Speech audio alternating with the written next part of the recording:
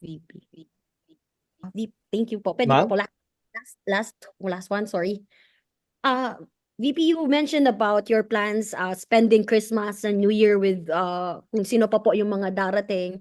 Pero clearly po, ang panawagan po ng komite ni Speaker Romualdez is dumalo na po kung, I mean, una, yung apat po sana, no, na una na pong na-contempt. Kung dumalo lang po sana sila, they can actually terminate na po, no, yung hearing kung maraming may makukuha na po kasi na information lalo na po doon sa mga SDO, Specialist Disbursing Officers, na sina Fajarda and si Acosta. So sila po yung parang pinaka na-mention na pinaka kailangang mga tao. And si Speaker Romualdez even said yesterday po sa ambush na he was reacting about your sentiment na nadamay po, no, naawa po kayo sa inyong mga opisyal dahil nadadamay po sila dun po sa nangyayari and yung pagpo-persecute nga raw po sa inyo. So ang hamon po niya kayo na po mismo sana yung dumalo po sa pagdinig at sumagot po dun sa tanong ng mga mambabatas tungkol sa confidential fund.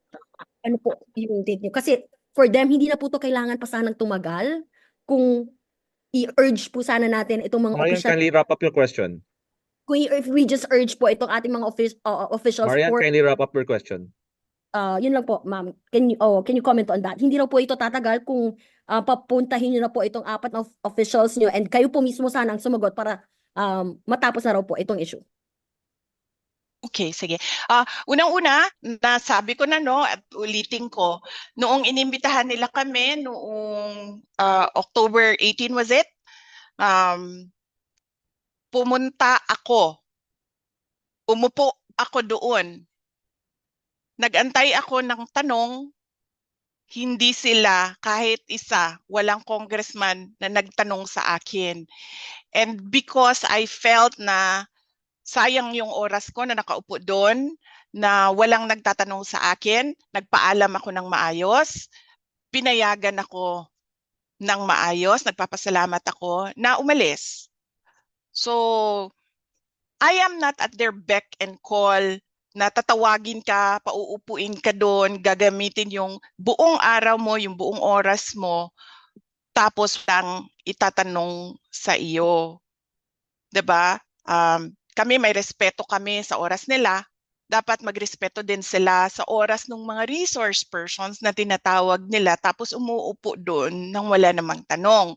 Okay? So, I do not understand saan nagagaling yung sinasabi nila na hindi uma-attend, hindi sumasagot. Umupo ako, walang tanong.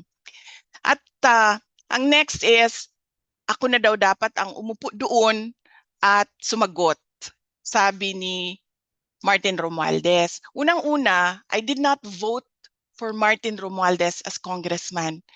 Kung taga-Tacloban man ako, hindi din ako boboto sa kanya as congressman. I do not give him my trust and confidence as congressman. I did not vote for him as Speaker of the House of Representatives.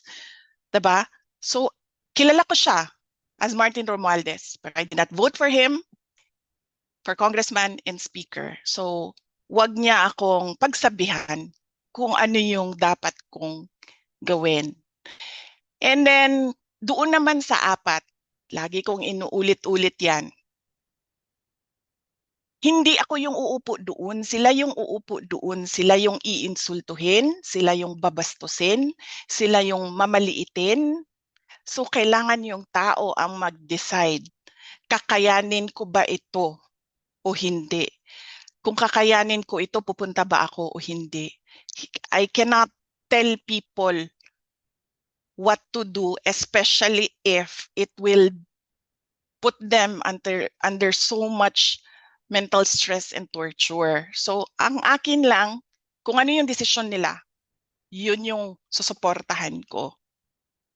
Thank you very much. VP, just to clarify lang po, the first hearing where you attended po, hindi raw po kasi kayo nag-oath, kaya hindi po nila kayo tinanong yung oath po na which you will say the truth na nothing but the truth po. Kaya hindi na po sila nagtanong. Yes, opo. Kasi po, sinasabi ko, unconstitutional yung rules nila. They interchange persons and witnesses doon sa rules nila. They say inquiry, they interchange inquiry and investigation doon sa rules nila. Walang investigatory prosecutorial powers ang Congress. They can only do in aid of legislation, and they must respect the rights of persons appearing therein. But hindi na natin nakikita yun ngayon. Nakikita nyo kung ano-ano na lang gusto nilang sabihin.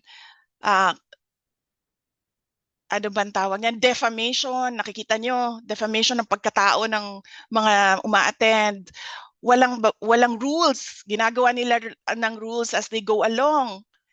Wala silang pagrespeto sa Constitution na dapat sumusunod sa Constitution yung rules nila. My position is they have unconstitutional rules. Tinatamad lang talaga ako umakyat doon sa Supreme Court para questionin yung rules nila kasi ang gusto ko, hayaan sila kung ano yung sabi ni Saya pa kung unsa ilang ibati, pasag din na sila.